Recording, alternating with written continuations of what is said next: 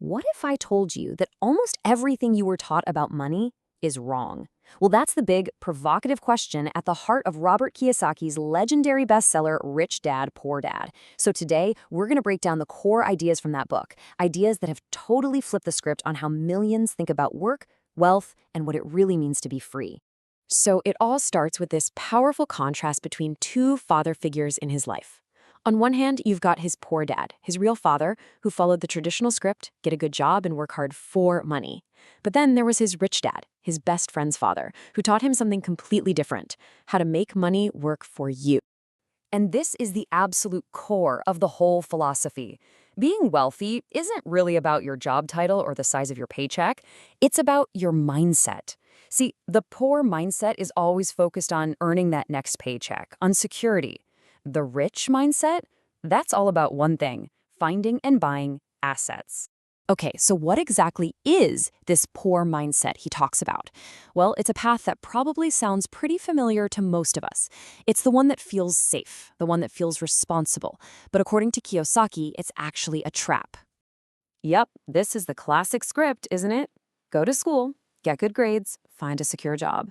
He argues that schools basically train us to be fantastic employees, but they don't teach us how to be wealthy owners. The whole system is kind of designed for you to trade your precious time for a paycheck. It feels secure, but it's really the foundation of being financially dependent. And this diagram, this perfectly shows what he famously calls the rat race. You know how it goes. You get a job, you make some money, you get a raise. Awesome, right? So you buy a bigger house or a flashier car. But now your expenses are higher, so you're still waiting for that next paycheck, just with nicer stuff. You're basically a hamster on a wheel, running faster and faster just to stay in the same place. And that's the real trap, you see. A salary feels safe, but it locks you into thinking like an employee. It's actually why his rich dad did something pretty crazy. He refused to pay a young Kiyosaki his salary for working for him.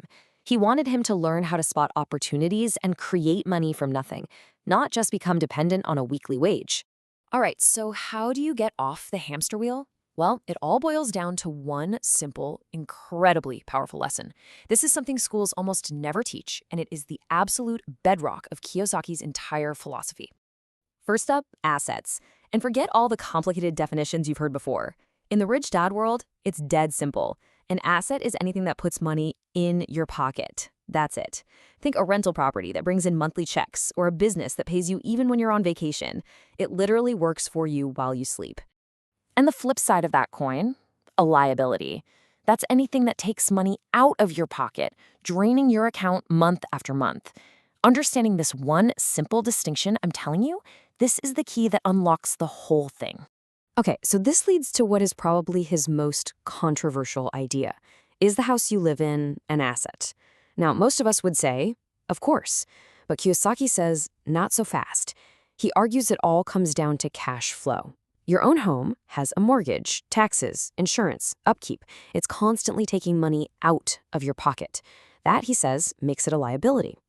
Now, if you owned that same house but rented it out, and the rent covered all the costs and still left you with a profit, then it would be an asset. This table just lays it all out, doesn't it?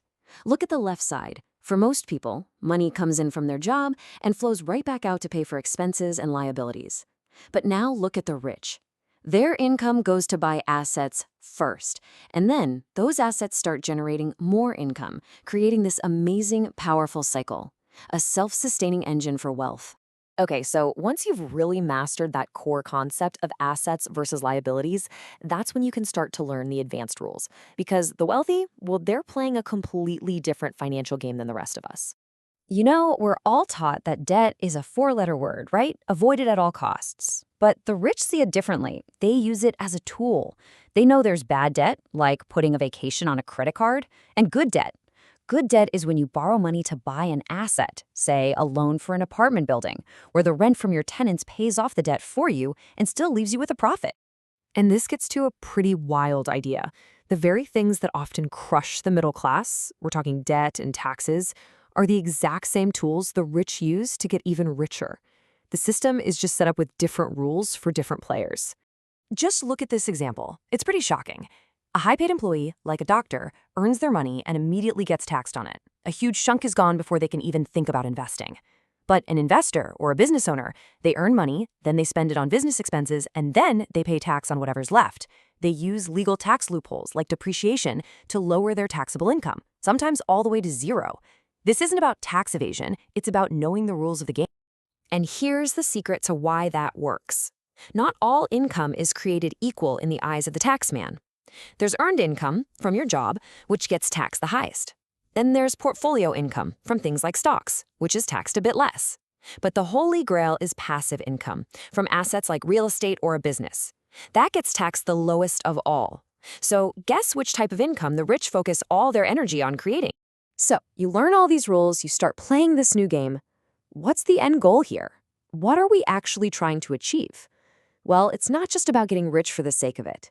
It's about a much, much bigger prize, becoming financially free.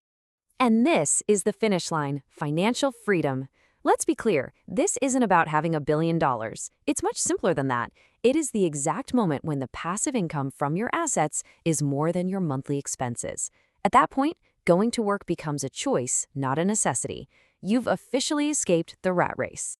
This quote just nails the entire mindset shift, doesn't it? Most people are focused on their income statement. How can I get a raise? How can I earn more? But the rich are focused on their balance sheet. How can I buy another asset? It's a fundamental shift from asking, how do I earn more, to how do I own more? So what's the actual game plan? Well, we've all heard the phrase, pay yourself first. But Kiyosaki's version is different. It doesn't mean putting money into a savings account. It means you take money from your paycheck and use it to buy an asset first, and this is going to sound kind of crazy, before you pay your mortgage or your credit card bills. He says this creates positive pressure that forces you to be creative and find other ways to pay your bills, all while your asset column is growing and growing. So in the end, Kiyosaki's entire message really boils down to a fundamental choice. Are you going to keep following the conventional path, focusing on your salary, trying to climb that corporate ladder? Or are you going to adopt the rich mindset and focus first and foremost on building your asset column, the true engine of your financial freedom? The choice is yours.